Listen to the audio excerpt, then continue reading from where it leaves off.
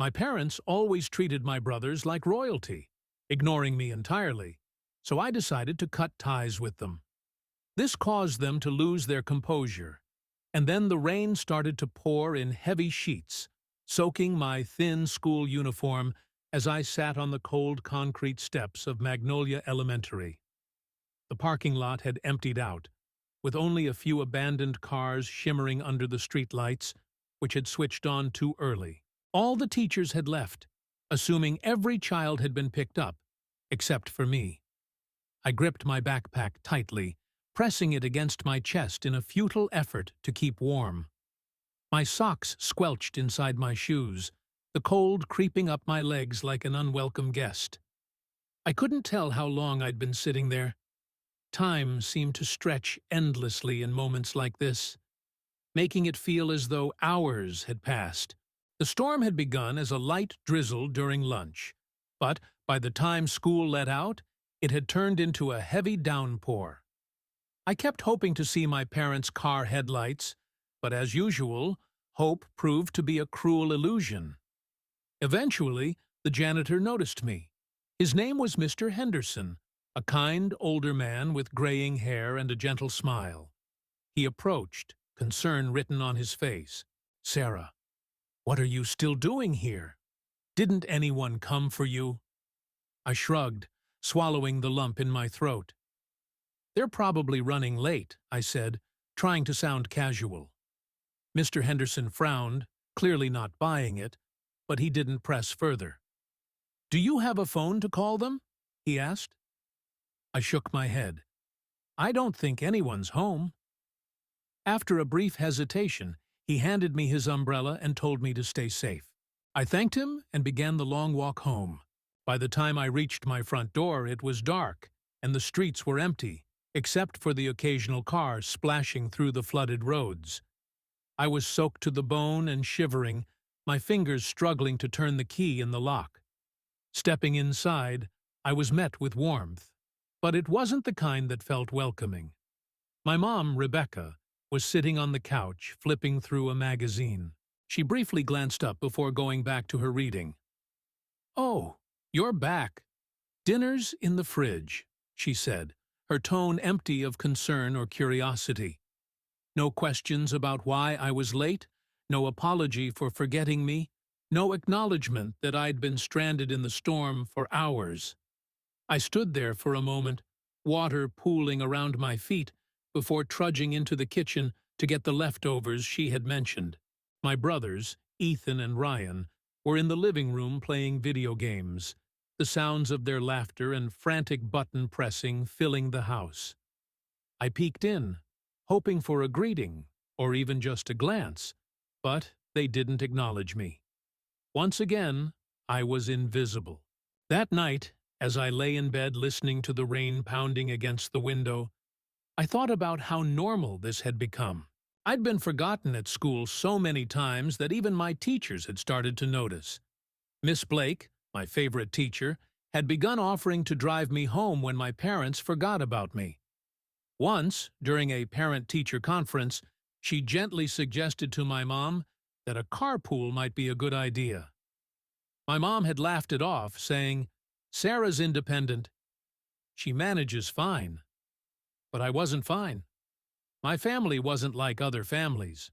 Ethan, the oldest, was the golden child. At 17, he was everything my parents dreamed of: smart, charming, and ambitious. He had a shelf full of academic awards and was already being courted by prestigious universities. My parents beamed with pride whenever they spoke about him, their voices dripping with admiration. Ryan, 15, was the fun one. Athletic, popular, and the life of every party. His soccer trophies lined the living room walls, and our parents never missed a game. He had an endless stream of friends who would come over after school, filling the house with laughter and energy. And then there was me. Just Sarah, 11 years old, quiet, and easy to overlook. One of my earliest memories of feeling invisible was on my 9th birthday. My mom threw a party, but it wasn't for me. She invited her friends and their kids, none of whom I knew very well. I asked if I could invite my classmates, but she waved me off, saying, "It's easier this way, sweetheart. You don't really have that many friends, do you?" Her words stung, but I didn't argue. At the party, I sat alone in a corner, watching everyone else have fun. The cake was beautiful, but it had my mom's name written all over it. Not literally, but in the way it was decorated to impress her friends rather than celebrate me. I blew out the candles while they clapped half-heartedly and remember wishing I could disappear completely. That feeling of being a background character in my own life never really went away. It followed me to school, where I excelled academically but never felt celebrated. It was present at home, where every achievement of mine was overshadowed by my brother's. Once, when I proudly announced I had won a writing contest, Ethan laughed and said, "Wow, a writing contest. That's something." Ryan added, "Stop trying so hard to get noticed, Sarah. It's embarrassing." After that, I stopped sharing my accomplishments. Even extended family seemed complicit in my invisibility. My aunts and uncles would smile politely when I spoke, then quickly change the subject back to Ethan or Ryan. My Aunt Caroline once pulled me aside at a family reunion and said, "You just need to try harder, sweetie. Make your parents proud, and they'll come around." I had tried for years, but no matter what I did, it was never enough. Lying in bed that night, I promised myself that one day I would leave this place. I would build a life where I wasn't invisible, a life where I wasn't just Sarah, the forgotten child. I didn't know how or when, but I knew I had to try. If my family couldn't see me, then I would find people who could. By the time I started high school, I had learned to keep my head down and blend in. It was safer that way. Magnolia High wasn't a place where you stood out unless you wanted to be knocked down, and I had already learned enough of that at home. I wasn't popular like Ryan, or naturally brilliant like Ethan, but I had my own kind of focus. I poured myself into my studies, staying late at the library to finish assignments or working on extra credit projects. If I couldn't get my family to notice me, I could at least make a name for myself in the classroom. I wasn't just good at school, I was exceptional. By the time I was 16, I had a near-perfect GPA, joined the debate team, and even started a small tutoring program for younger students struggling with math. My teachers noticed, and for the first time, I felt seen. Miss Blake, my English teacher, was especially supportive. "Sarah, you're a natural writer," she said, one afternoon after class. "You have a way of capturing emotions that's beyond your years. Don't let anyone tell you otherwise." I held on to her words like a lifeline. It was the kind of encouragement I had never heard at home. At home, nothing had changed. Ethan was still the golden child, now attending a prestigious university in another state, and Ryan was the local hero, dominating the soccer field and charming everyone in his orbit. My parents, Rebecca and Greg, lavished attention on them like it was their full-time job. Once, when I came home with a certificate for winning a regional essay competition, my mom barely glanced at it. "That's nice, Sarah," she said, before turning back to the dinner she was making. "Did you know Ryan's team is one game away from making the state finals?" I nodded, my chest tight with disappointment. "Yeah, he mentioned it." "Oh, you should come to the game on Saturday," she added, as though it were an afterthought. Saturday came and went, and I spent it at home, writing another essay no one noticed. It wasn't just the lack of attention that hurt, it was the dismissiveness. Ethan came home for Thanksgiving during my junior year, and the dinner conversation turned to college plans. I mentioned that I was considering applying to universities on the East Coast. "Why would you go so far away?" Ethan asked, his tone full of skepticism. Before I could answer, Ryan chimed in. "Probably wants to reinvent herself." "That's what people do when they've got nothing going for them." My dad laughed at Ryan's comment like it was the funniest thing he'd ever heard. I felt my cheeks burn, but I kept quiet. Defending myself would only make things worse. Instead, I focused more on my schoolwork. My grades were flawless, and by my senior year, I had climbed to the top of my class. When I found out I was going to be valedictorian, I was thrilled, but also terrified. Would my family even care? I tried to give them a chance. I sent out formal invitations to the graduation ceremony, slipping them into the pile of mail on the kitchen counter. Days turned into weeks, and I heard nothing. The night before graduation, I mustered the courage to ask my mom directly, "Did you see the invitation I left for you?" She looked up from her crossword puzzle, her brow furrowed. "Invitation for what?" "For my graduation tomorrow," I said, my voice softer than I intended.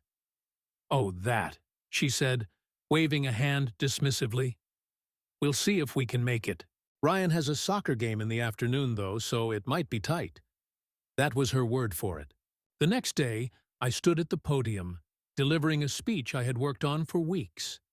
I scanned the crowd of proud parents and excited families, searching for familiar faces. Their seats were empty.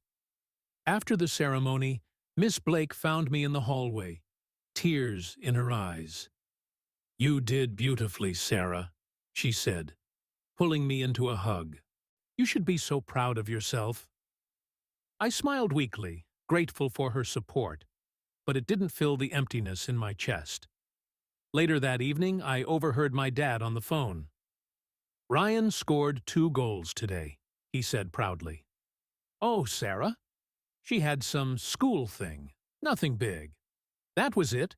That was all I was to them. Just a school thing." The summer before college was a blur of preparation and anxiety. I knew I had to make it on my own. My parents' wealth could have paid for my tuition, but they didn't offer a penny. Ethan got a new car when he graduated, and Ryan's dorm fees and expenses were covered without a second thought. For me, there was nothing. I applied for scholarships and took out loans, working part-time at a diner to save for textbooks and supplies. My boss, a no-nonsense woman named Diane, took a liking to me and gave me extra shifts. "You've got a good head on your shoulders, Sarah," she told me one evening. "Don't let anyone hold you back." Her words meant more to me than she probably knew. The day I left for college, I packed all my belongings into one suitcase. No one came to see me off. As I sat on the bus, watching the familiar streets of my hometown fade into the distance, I felt a mix of fear and relief. For the first time, I was free. Free to build a life where I wasn't just Sarah, the overlooked little sister or the forgotten daughter. As the bus rumbled on, I made a silent promise to myself. I would prove to the world, and to myself, that I was worth noticing. The road ahead was uncertain, but it was mine to navigate, and for the first time in my life, that was enough. College was supposed to be my fresh start, and in many ways it was. The campus, with its sprawling lawns and towering brick buildings, felt like another world. I shared a small dorm room with Amanda, a girl who was kind but loud, always playing music or chatting on the phone. It was chaotic, but it was mine. For the first time, I wasn't surrounded by people who ignored me or treated me like an afterthought. The first semester was tough. My classes were challenging, and balancing part-time work at a campus cafe with my studies wasn't easy, but I thrived on the independence. Every essay I submitted, every shift I completed, was a small victory, a reminder that I could survive on my own. I started working weekends at a small bookstore downtown, owned by an older woman named Mrs. Kensington. She was in her 60s, with silver hair always tied in a neat bun, and a habit of humming while she worked. From the first day, she treated me with warmth I wasn't used to. "You have an eye for detail," she said one afternoon after I reorganized the poetry section without being asked. You're going to go far, Sarah. I can tell. Her kindness was unexpected and overwhelming. It wasn't the grand gestures I had always longed for from my family, but the simple recognition that I existed and mattered was enough to bring tears to my eyes. While I was finding my footing in college, my family barely seemed to notice I was gone. There were no calls, no texts, no care packages, nothing. I told myself it didn't matter, that I didn't need them anymore. But then Thanksgiving came around. My roommate left to spend the holiday with her family, leaving the dorm eerily quiet. I tried to stay busy, working extra shifts at the bookstore and catching up on homework, but loneliness crept in. Against my better judgment, I called home. My mom answered after a few rings. "Oh, Sarah," she said, her tone flat. "How's school?" "It's good," I replied, trying to sound upbeat. I wanted to say, "Happy Thanksgiving," but there was a pause.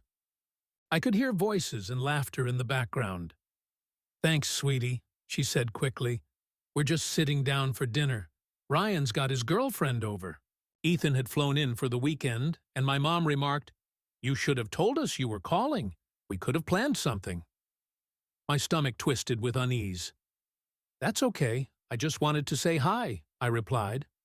"All right, well, take care," she said, before hanging up. That was all. No invitation to come home, no genuine interest in how I was really doing. After the call ended, I stared at the phone for a long time, the silence in the dorm pressing down on me. It was then that I truly began to realize how little I meant to them. A month later, during winter break, I made the mistake of visiting home. The moment I walked through the door, I overheard my dad talking to a neighbor. "Only 2 kids, huh? You're lucky. 3's a handful," he laughed. "Nah, it's just the boys now. Sarah's off doing her own thing. Keeps us plenty busy." My heart sank. It wasn't an accidental comment or misunderstanding. They genuinely didn't see me as part of the family anymore. That night, I packed my things and left without saying goodbye. I couldn't stay in a house where I was treated like a ghost. When I returned to campus, I made a decision. If they could pretend I didn't exist, then I could do the same. The first step was blocking their numbers. At first, it felt like a dramatic move, but every time their names popped up on my phone, a wave of anxiety washed over me. Once blocked, I felt a strange sense of relief. Next, I unfriended them on social media. It was oddly satisfying to remove their tags and comments from my photos, erasing the digital traces of our connection. I even deleted some family photos from my profile. It felt like shedding old skin, painful but necessary. Over time, I realized I had to cut ties with more than just my immediate family. Some of my extended relatives, like Aunt Caroline, had always dismissed my feelings. She used to say things like, "Your parents mean well," or "You're just being sensitive." I stopped responding to her texts and calls, and eventually they stopped coming. My therapist, Dr. Morales, was instrumental during this time. I started seeing her after winter break, and she helped me unpack years of neglect and emotional damage. "It's not about punishing them," she told me in one session. "It's about protecting yourself. Setting boundaries isn't selfish. It's necessary." Her words stayed with me. I took further steps to ensure my parents couldn't interfere in my life, even in emergencies. I updated my emergency contacts at work and the doctor's office, listing my best friend Julia instead. She was one of the few people who had always been there for me. "You're my rock," I told her one night after class. "And you're mine," she replied without hesitation. Julia became my chosen family, the sister I never had. We spent holidays together, cooking cheap meals in her tiny apartment and laughing over silly movies. It wasn't traditional, but it was warm and real. As I built this new life, I started to feel a sense of freedom I had never known. Living without the weight of my family's indifference was liberating. But of course, it wasn't that simple. My parents began sending passive-aggressive messages through mutual acquaintances, accusing me of being distant and ungrateful. "I'm too busy for drama," I told Julia one day, showing her a text from Aunt Caroline about how my parents were heartbroken.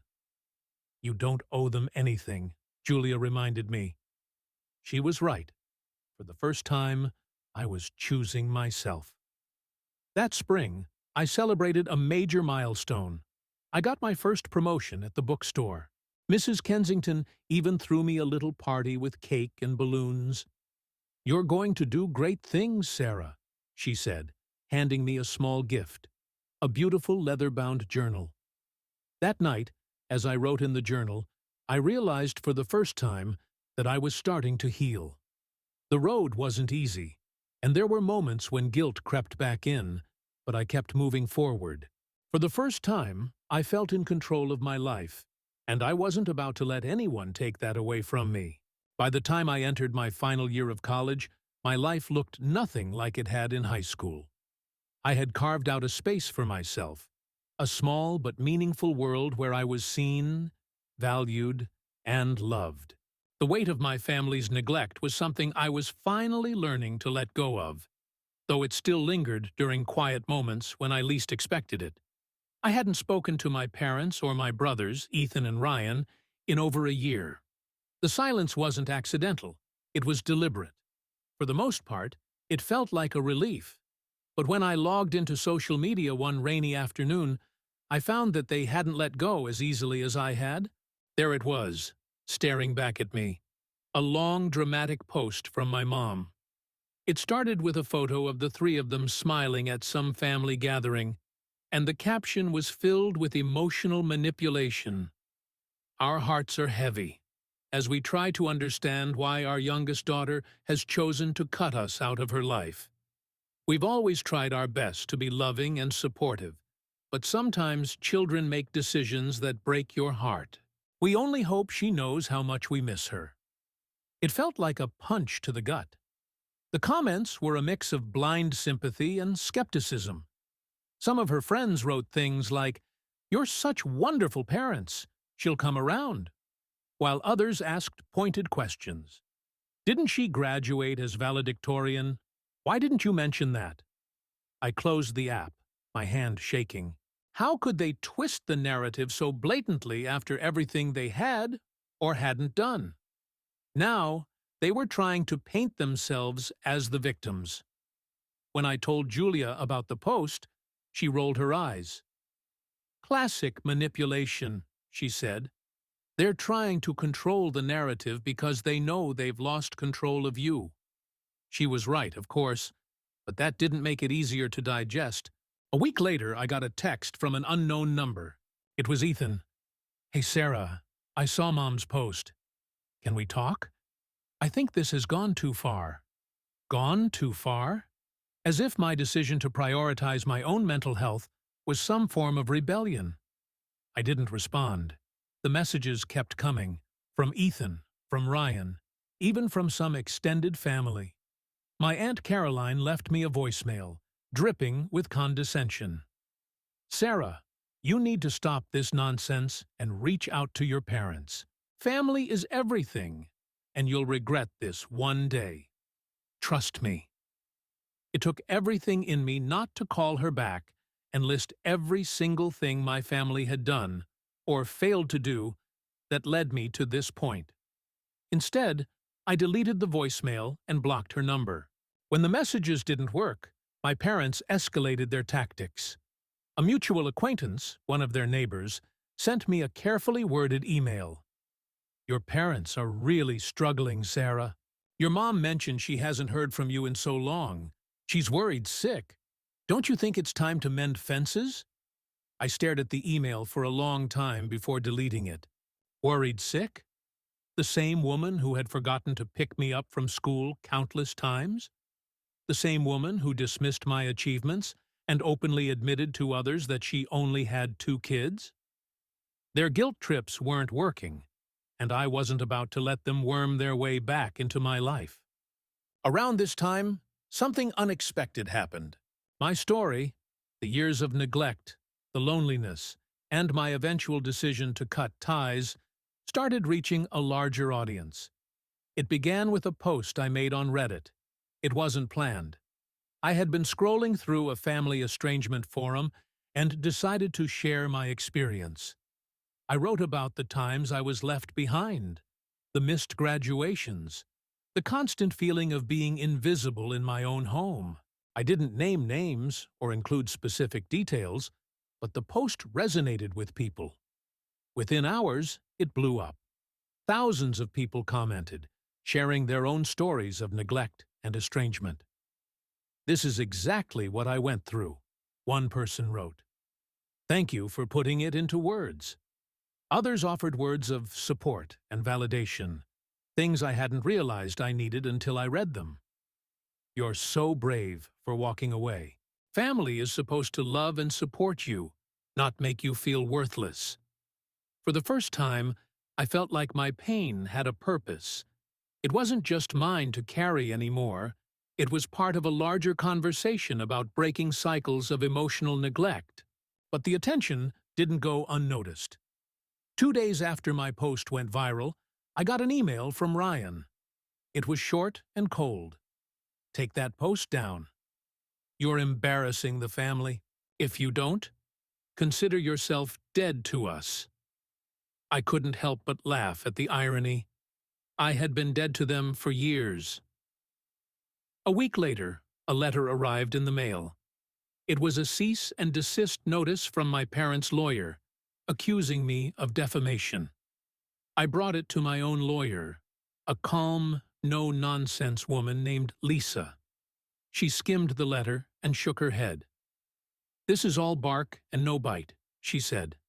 "They don't have a leg to stand on. You're sharing your personal experiences, which is well within your rights." Her reassurance gave me the courage to stand my ground. Instead of backing down, I doubled down. I wrote a follow-up post on Reddit, sharing more details and even some receipts, old emails and texts that showed their indifference and manipulation. The response was overwhelming. People rallied behind me. As my Reddit post continued to spread, many people began calling my family out for their actions, and a few even reached out privately to share therapy and legal resources. Around this time, my career took an unexpected turn when I was offered a promotion at the bookstore, moving into a managerial position. Mrs. Kensington threw me another party to celebrate, inviting a few close friends. As we sat around eating cake and laughing, I felt an overwhelming sense of gratitude. These people weren't my family by blood, but they had become my family in every meaningful way. For the first time, I truly felt like I was building a life for myself, one that wasn't defined by my past or tethered to those who had failed me. However, a few months later, my parents tried to reach out again through a mutual acquaintance, claiming a supposed health scare. My mom said she had been hospitalized and needed to see me. I didn't believe it for a second. They had used similar tactics before, hoping to guilt me into coming back. I told Julia about it, and she nodded knowingly. "They're trying to reel you back in," she said. "Don't let them." And I didn't. Instead, I focused on the life I was building. It wasn't perfect, and there were still moments when the weight of it all threatened to pull me down. But I was finally free. Free to write my own story. Free to live without their shadows looming over me. And free to be myself.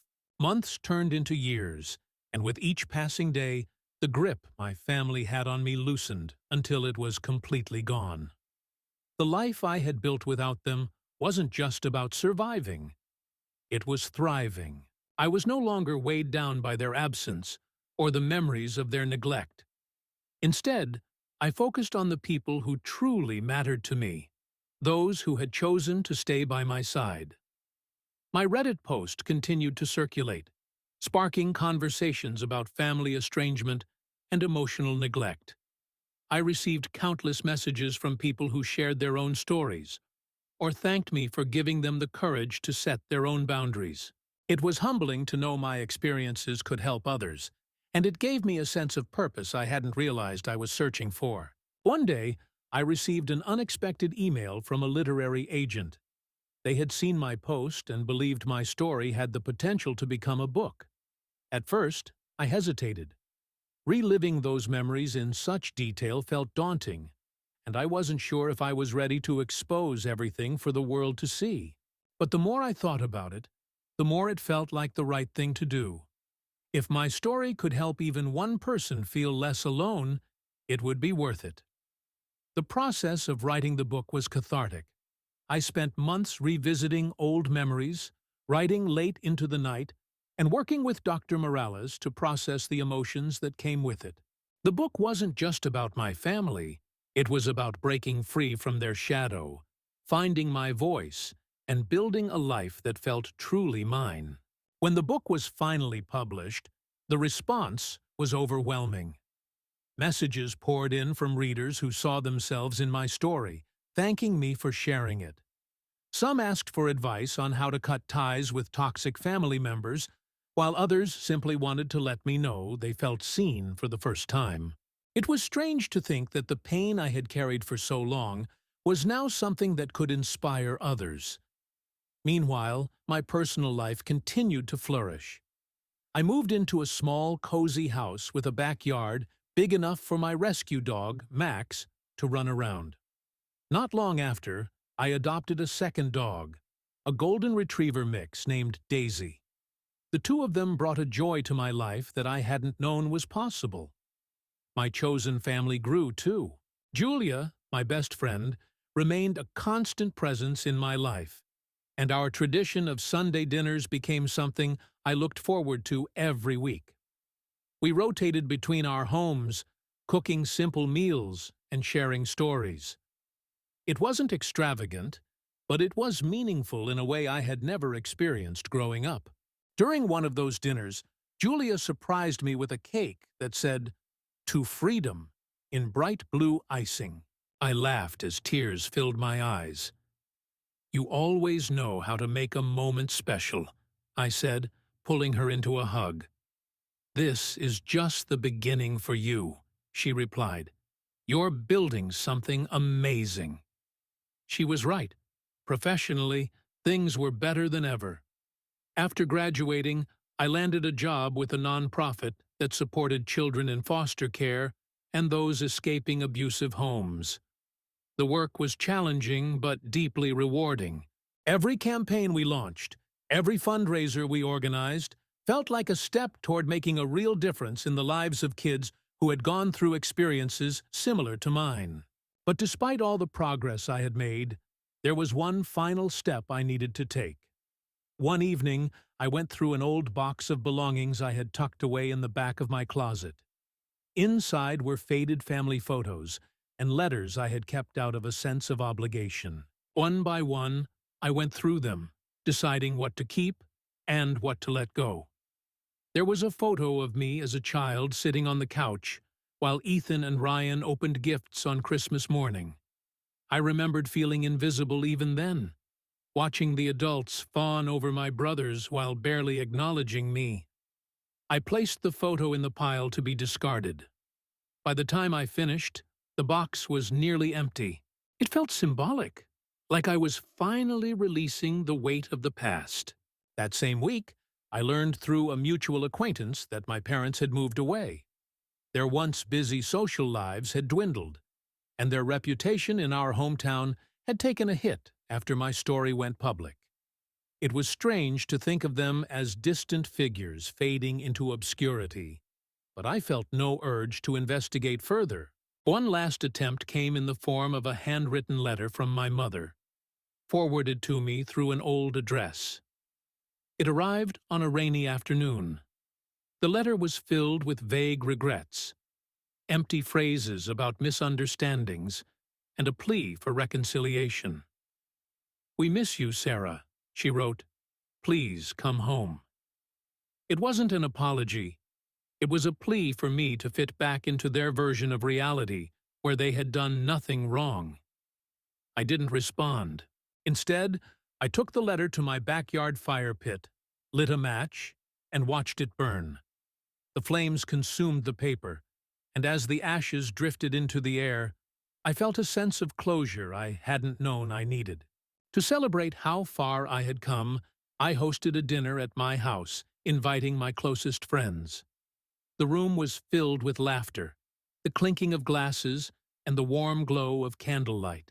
As the evening wound down, I looked around at the people who had become my family. Julia, with her endless kindness and unwavering support, my co-workers who celebrated every success with genuine pride, and Max and Daisy curled up on the floor, their tails wagging lazily. This was my life now. Imperfect, but mine. In the weeks that followed, I focused on the future. My work at the nonprofit continued to grow, and I even started a small side project, a mentorship program for young adults navigating life after estrangement. It was my way of giving back, of turning my pain into something meaningful. When I shared an update on Reddit about how far I'd come, the response was overwhelming. Thousands of people left comments celebrating my progress, sharing their own stories, and offering words of encouragement. "You've come so far, Sarah," one person wrote. "Thank you for showing us that it's possible to break free." As I sat in my living room that evening, watching Max and Daisy play in the yard, I felt a sense of peace I had never known. This was my new chapter, my life free from the shadows of the past. For the first time, I wasn't just surviving. I was truly living, and I was ready for whatever came next.